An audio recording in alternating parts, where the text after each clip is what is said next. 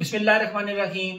आप सबको अस्सलाम वालेकुम। आज जिस फ्रेग्रेंस के बारे में हम बात करेंगे उसके बारे में बात करने से पहले थोड़ा सा इसके ब्रांड के बारे में बात करते हैं।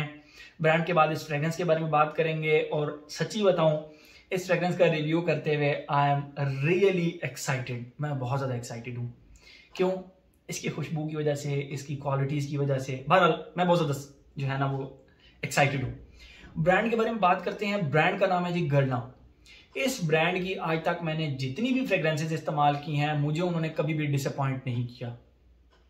वो नीश होती हैं, वो अच्छी क्वालिटी की होती हैं। कुछ फ्रेग्रेंसेस अगर आपको फर्स्ट टाइम लगाने पे समझ नहीं आती तो दूसरी से तीसरी दफा आपको जरूर समझ आना शुरू हो जाती हैं। आप जरूर उनको लाइक करना शुरू कर देते हैं। ठीक है, तो आज जिस फ्रेग्रेंस के बारे में हम बात करेंगे Tuscan leather and creed Aventus के बाद, क्योंकि वो मैंने पहले इस्तेमाल की है 2013 के अंदर मैंने लिया था टस्कन लेदर, 2016 के लगभग मैंने लिया था क्रीड एवेंटस, और वकास अहमद से 2020 के अंदर मैंने लिया था ये संतल रॉयल। टस्कन लेदर और क्रीड एवेंटस के बाद अब रिसेंटली जो इस वक्त मेरा मोस्ट फेवरेट परफ्यूम इस वक्त अगर कोई चल रहा है तो वो ये संतल रॉयल है। ये मैं आप लोगों को इसकी बॉटल दिखाता जाता हूं। ये इसकी बॉटल है, ये ऊपर इसका कैप हो गया, कैप के ऊपर आप देख रहे हैं बी बनी हुई है, और ढक्कन इसका सिंपल प्लास्टिक का इस तरह का छोटा सा ढक्कन है, और ये आप बी देख सकते हैं। बाकी इसका गोल्डन कलर का स्प्रेयर है, और ये ब्लैक टैसल्स है इसके ऊपर कपड़े का, एक आप कह सकते हैं ये इसके ऊपर लगा हुआ है, और ये ढक्कन इसके ऊपर यूं फिक्स हो जाता है। ठीक है, ये आप देख सकते हैं। ये तो हो गई इसकी प्रेजेंटेशन। मुझे 2020 के अंदर इसका वकास अहमद से अच्छे रेट में टेस्टर मिल रहा था। उस वक्त जो इसकी कमर्शियल की प्राइस थी वो लगभग आप कह लें कि 18,000 रुपए के लगभग थी। अभी इसकी प्राइसेस बहुत ज़्यादा हाई हो गई हैं डॉलर रेट की वजह से, और भी कुछ रीजंस हैं। बहरहाल अभी इसकी प्राइस मेरे ख्याल में 24-25 हज़ार रुपए के लगभग है। 125 ml की बॉटल है, और मेरे पास जो बैच है वो आप देख सकते हैं 9E01 है, जो कि 2019 बैच बनता है गरना का।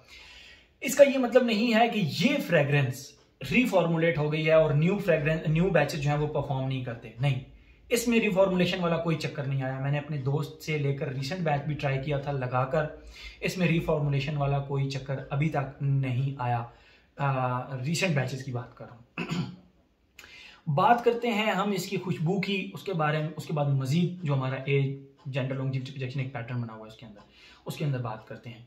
ये फ्रेग्रेंस मैं अपनी बहुत सारी लिस्ट्स में इंक्लूड कर चुका हूं। मुझे बहुत सारे भाइयों ने इसकी रिक्वेस्ट की है, अदील भाई इसका रिव्यू बनाएं, अदील भाई गरना के संतल रॉयल का रिव्यू बनाएं। फिर कुछ भाइयों ने मुझे कहा अदील भाई गरना का एक वेटिवर आता है उसके ऊपर रिव्यू बनाएं। वो तो जब हाथ आएगा तो उसके ऊपर रिव्यू बना लेंगे, लेकिन फॉर द टाइमिंग ये, क्योंकि मेरे पास काफी अर्से से पड़ी थी एंड आई एम सरप्राइज कि मैंने अभी तक इसका रिव्यू क्यों नहीं बनाया अपने चैनल पर। बहरहाल आज आप लोगों के लिए स्पेशल इसका रिव्यू बना रहा हूँ। पहले मैं आप लोगों को इसकी खुशबू डिफाइन करूंगा, उसके बाद पैटर्न जो हमारा है उसके ऊपर आएंगे। जैसे ही आप इसको लगाते हैं, इसके स्टार्ट में आपको रोज, सिनेमन और पीच का एक बहुत प्यारा कॉम्बिनेशन मिलता है। ठीक है, तो ये तो हो गया इसका नोट्स। इसकी जो नोट्स फ्रेग्रेंटिका के ऊपर लिखे हैं या किसी भी वेबसाइट के ऊपर लिखे हैं उसके ऊपर मत जाइएगा, वो थोड़ी सी डिसीविंग है। क्यों? क्योंकि मुझे इसके अंदर वो चीजें उस तरह नहीं मिली जिस तरह लिखी हुई हैं, मुझे ये थोड़ी सी डिफरेंट मिली हैं। जैसे ही आप इस फ्रेग्रेंस को लगाते हैं ना, इसके स्टार्ट के अंदर आपको एक बहुत ही सडल सी, बहुत ही बैलेंस्ड सी छालिया की खुशबू आती है, और वो जो छालिया की खुशबू है वो आप बिल्कुल भी नहीं कह सकते कि वो आपको किसी भी किस्म की कोई रिलीजियस फ्रेग्रेंस की याद दिलाती है या ये रिलीजियस फ्रेग्रेंस की तरफ चल पड़ती है। No, not at all. इसकी जो छालिया की खुशबू है वो बहुत सडल सी है। किस तरह की छालिया की खुशबू है? हमारे घरों में जो साइप्रस के दरख्त लगे होते हैं, वो जो ऊंचे ऊंचे होते हैं, सिरू के दरख्त, तो सिरू के ऊपर ना बॉल्स लगती हैं छोटी छोटी। वो बॉल्स जब आप उतार के उनको खुशबू करें, उसके अंदर से ड्राई वुडी सी प्लस छालिया की सी एक खुशबू आती है, छालिया की प्रॉपर एक खुशबू आती है वो खुशबू। लेकिन वो इसके स्टार्ट में प्रोमिनेंट नहीं है, ये बाकी नोट्स के साथ मिलकर ना बहुत बैलेंस्ड है। आप बिल्कुल ऐसे नहीं कह सकेंगे कि प्रोमिनेंट छालिया की खुशबू है। नहीं, छालिया की खुशबू है लेकिन बहुत ज्यादा प्रोमिनेंट नहीं है। ठीक है, छालिया की खुशबू प्लस उसके साथ जो है ना सिनेमन की खुशबू। सिनेमन की खुशबू आप अपने किचन में जाएं, दालचीनी जो पड़ी होती है स्टिक्स, उसको आप खुशबू करें तो उसके अंदर से आपको वुडी खुशबू आएगी, उसके अंदर आपको थोड़ी सी स्पाइसी सी खुशबू आएगी, थोड़ी सी स्वीट सी खुशबू भी आएगी, जो बेसिकली सिनेमन की खुशबू होती है। तो वो खुशबू छालिया के साथ अटैच है। और जो तीसरी खुशबू जिसको बेसिकली लोग कहते हैं कि पीच की खुशबू है, बट मेरे ख्याल में वो सिर्फ पीच नहीं है, वो पीच प्लस प्लम, यानी मुझे इसके अंदर चलें वो नोट्स की बात नहीं करते, हम खुशबू की बात कर रहे हैं ना कि फील किस तरह की होती है। प्रॉपर ठंडा आलू बुखारा प्लस आड़ू, आड़ू जो होता है यानी पीच एंड प्लम, इनको अगर आप मिक्स करें तो ठंडा यख एक जो पीच और प्लम की खुशबू आ रही होती है, उसको आप इन दोनों चीज़ों के साथ यानी रोज़, छालिया और सिनेमन की खुशबू के साथ ऐड कर लें।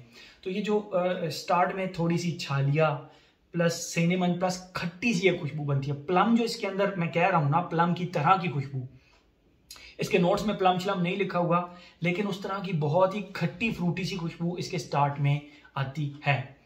या आप यूं कह लें कि आड़ू, जो कि कच्चा ग्रीन आड़ू हो तो उसकी खट्टी सी खुशबू होती है, तो वो उसके स्टार्ट से ही स्टार्ट हो जाती है। ये तो हो गया इसका first phase, very unique and very different. मैंने आज तक इस तरह की खुशबू, मतलब इस तरह की खुशबू कोई भी आज तक ट्राई नहीं की, कोई इससे मिलती जुलती भी ट्राई नहीं की। ठीक है, ये इतनी कोई यूनिक सी फ्रेग्रेंस है। अच्छा, ये तो हो गया इसका फर्स्ट फेज। सेकंड फेज की तरफ जब हम आते हैं तो इसके सेकंड फेज के अंदर जो प्लम और मतलब जो मैं खट्टे आलू बुखारे की एक खुशबू कह रहा हूँ या खट्टे आड़ू की एक खुशबू कह रहा हूँ, ठंडे खट्टे आड़ू की खुशबू, तो उसके साथ एक ऊद की वुडी सी खुशबू ऐड हो जाती है। अब आप जरा सोचिए कि कितना यूनिक कॉम्बिनेशन है। मैं 2 ऐसी फ्रेग्रेंसेस के ऊपर रिव्यू बना चुका हूँ। एक तो हो गया दहन अलूद अल नुखबा, जिसके अंदर स्ट्रॉबेरी और ऊद का एक बहुत ही यूनिक सा कॉम्बिनेशन है। एक मैंने और फ्रेग्रेंस पे मेरे ख्याल में रिव्यू बनाया हुआ है जिसमें इस तरह का एक बहुत ही यूनिक कॉम्बिनेशन बनाया हुआ है, जो कि यूजुअल नहीं है, बहुत ही अनयूजुअल कॉम्बिनेशन है। तो इसके अंदर भी वही मामला है, प्लम या आप खट्टा आड़ू कह लें या खट्टा आलू बुखारा कह लें, उस तरह की खुशबू है। उसके साथ आप जरा कंसिडर करें एक रिफाइंड से ऊद की खुशबू, जो कि एनिमलिक नहीं है, एक वुडी सा प्यारा सा इंकी टाइप ऊद, इंक की तरह की ऊद की खुशबू, उसके साथ आप प्लम की, खट्टे प्लम की खुशबू को ऐड करें, कितना यूनिक कॉम्बिनेशन बनता है। ठीक है, अच्छा, इसमें जो ऊद है ना वो मैं आपको बताता चलूं, एनिमलिक नहीं है, एक डार्क इंकी प्लस वुडी सी खुशबू है उस ऊद की। ठीक है, तो उसके साथ वो खट्टे प्लम की खुशबू या खट्टे आलू बुखारे की खुशबू, आलू बुखारा या आड़ू आड़ू पीच जिसको बोलते हैं, उसकी खुशबू, तो निहायत यूनिक। और इस फेज में जब ये पहुंचता है ना तो लोग आपसे पूछते हैं यार ये आपने कौन सी जबरदस्त सी खुशबू लगाई है, बहुत अच्छी खुशबू यहाँ पर इसकी बनती है। तो ऊद की वजह से आप ये मत समझिएगा कि ये बहुत ही अजीब सी खुशबू बन जाती है, कॉम्प्लीमेंट गेटर नहीं बनती, नो, बहुत ही जबरदस्त खुशबू है, बहुत ही जबरदस्त खुशबू है। ये तो हो गया इसका सेकंड फेज। थर्ड फेज के अंदर आप इस तरह कंसिडर करें, आप कभी किसी मतलब गांव में जाएं तो वहां पे जो अभी भी बुजुर्ग है ना, वो तंबाकू खरीद कर ना हुक्के में डालते हैं, तंबाकू खरीद कर, तो वो तंबाकू जो होता है वो ड्राइड फॉर्म में होता है और उसके लीव्स को उन्होंने ना फोल्ड किया होता है। अब जब भी दुकान पर जाएं कि मुझे टोबैको चाहिए, तंबाकू चाहिए हुक्के के लिए, तो वो आपको ड्राइड लीव्स को ना फोल्डेड फॉर्म में देंगे। उसके अंदर से फिर हमारे बुजुर्ग जो हैं वो तोड़ के अंदर ना हुक्के के अंदर डाला करते थे। तो वो जब आप उस टोबैको की जब आप खुशबू करें ना, रॉ टोबैको की, उसकी खुशबू थोड़ी सी खट्टी होती है प्लस वुडी होती है, तो उस टोबैको की खुशबू के साथ आप खट्टे प्लम की खुशबू यहां भी ऐड कर लें, मजा नहीं आ गया? मतलब इतनी जबरदस्त खट्टे टोबैको की खुशबू। अच्छा, बेसिकली इसके अंदर टोबैको नहीं है, बेसिकली इसके अंदर लेदर है। वो जो लेदर है ना वो पीच, खट्टे पीच की खुशबू के साथ मिलकर ना एक खट्टा सा वुडी सा फील देता है, ड्राई वुडी सा। तो मैंने आपको जस्ट एग्जांपल के तौर पे कहा कि वो टोबैको, जब आप ड्राइड टोबैको को पीच के साथ खुशबू करेंगे तो जो खट्टी वुडी प्लस फीकी सी एक पाउडरी सी खुशबू बनेगी ना, वो इसके थर्ड फेज में बनती है। Very unique fragrance, very unique fragrance. इसका थर्ड फेज भी बहुत ज्यादा यूनिक है। और यहां तक पहुंचते पहुंचते आप खुद कहेंगे कि नहीं यार, अदील ने बड़ी अच्छी फ्रेग्रेंस हमें एक रिकमेंड की थी। ये तो हो गई इसकी खुशबू। मैं, अगर आप लोगों को नहीं समझ आई, आप दोबारा से इसको रिपीट करके देख सकते हैं, बिल्कुल आपको समझ आ जाएगी। और मैंने इसके नोट्स नहीं बताए, मैंने इसकी फील बताई है आपको, ठीक है? क्योंकि अगर आप इसके नोट्स देखेंगे तो ना तो उसमें टोबैको है, ना तो उसमें प्लम है। तो बहरहाल मैंने जो आप लोगों को डिफाइन किया वो इसकी खुशबू फील आप लोगों को डिफाइन किया।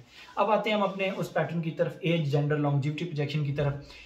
एज की बात करें, मैं इसके ऊपर कोई एज रिस्ट्रिक्शन नहीं लगाऊंगा, हर एज का बंदा इसको लगा सकता है। जेंडर की बात करें, मेल फीमेल दोनों लगा सकते हैं। तो लॉन्जेविटी प्रोजेक्शन की बात करें, मैंने इसको जब भी अपने कपड़ों पर लगाया है, जब भी मैंने इसको मोस्टली शलवार कमीज के साथ लगाया है, पैंट शर्ट के साथ भी लगा लेता हूँ, इसके साथ भी लगा लेता हूँ, नो प्रॉब्लम। इस तरह की टी शर्ट पहनी हूँ मैं, इसके ऊपर भी लगा लेता हूँ, टेंशन ही नहीं होती। तो मैंने जब भी इसको अपने कपड़ों के ऊपर लगाया है, मुझे दूसरे तीसरे दिन भी अपने कपड़ों से इसकी खुशबू, जब मैं क्लोज करके चेक करता हूँ तो इसकी खुशबू आ रही होती है, यानी लॉन्जिविटी का प्रॉब्लम नहीं है। रही बात प्रोजेक्शन की, सॉलिड, मुझे जब भी मैंने इसको लगाया है, शायद मेरी बॉडी केमिस्ट्री के साथ मैच हुई है या जो भी है, मुझे इसने हमेशा सॉलिड 4 घंटे प्रोजेक्शन दी है, विदाउट एनी डाउट इसने 4 घंटे मुझे प्रोजेक्शन दी है। 2014 की ये लॉन्च है और मैं सोचता हूँ कि यार ये मेरे हाथ इतने लेट क्यों लगी, 2020 के अंदर मेरे हाथ क्यों लगी। बहरहाल बहुत ही अच्छी खुशबू, एज हो गया, जेंडर हो गया, लॉन्जिविटी प्रोजेक्शन। थोड़ी सी अगर वेदर और ओकेजन की बात करें, जुमे के दिन आप इसको लगाएंगे बेस्ट, आपको एक बहुत ही ज्यादा मजा आएगा। शाम के टाइम आप जरा थोड़ा सा अकेला एक फ्रेग्रेंस को एंजॉय करना चाहते हैं, लगाकर इसको लगाकर बैठ जाएं, यू विल एंजॉय इट। आप किसी ऐसी जगह पे जाते हैं जहां पे आप कहते हैं कि यार मैं एक यूनिक डिफरेंट फ्रेग्रेंस लगा के जाऊं, उसके बाद मुझे कॉम्प्लीमेंट भी मिले, लगा कर जाएं, आपको कॉम्प्लीमेंट मिलेंगे, लोग कहेंगे यार लगाया क्या है आपने, सीरियसली ये इतनी जबरदस्त फ्रेग्रेंस है। एज हो गया, जेंडर हो गया, लॉन्जिविटी प्रोजेक्शन, ओकेजन भी, वेदर की अगर हम बात करें, लोग कहते हैं कि ये winter and fall and winter की फ्रेग्रेंस है, बट फॉर मी, मैं इसको गर्मियों में भी भाई खुशी से लगा लेता हूँ, but that is totally subject to me. ये मेरे साथ है कि मैं इसको लगा लेता हूँ। आप इसको लगा सकते हैं या नहीं, ये आप मुझे लगाकर बताइएगा। बहरहाल फॉल और विंटर की तो प्रॉपर ये है ही है। समर की फ्रेग्रेंस आप इसको कह सकते हैं कि रात के टाइम समर पे लगा सकते हैं, मैं लगा लेता हूँ, मैं दिन में भी लगा लेता हूँ, रात को भी लगा लेता हूँ, साल के 12 महीने लगा लेता हूँ। बट आपके लिए अगर थोड़ा सा करना चाहूँ तो मैं आप लोगों को बताता चलूँ कि आप इसको विंटर और फॉल में तो आराम से लगा सकते हैं, गर्मियों में रात को आप इसको लगाकर एंजॉय कर सकते हैं। तो मेरे ख्याल में हर एस्पेक्ट इसका हमने कवर कर लिया। ओकेजन ऑफिस में लगा सकते हैं, मस्जिद में लगा सकते हैं, रात के किसी भी फंक्शन पे लगा सकते हैं, तो हर ओकेजन पे आप इसको लगा सकते हैं, तो वो प्रॉब्लम बिल्कुल है ही। हर एस्पेक्ट इसका हमने कवर कर लिया। I was so excited about this review क्योंकि मेरी ये मोस्ट फेवरेट फ्रेग्रेंस थी, ठीक है, आजकल मेरी ये इस वक्त मोस्ट फेवरेट फ्रेग्रेंस चल रही है। तो ये था जी हमारा गरला का संतल रॉयल।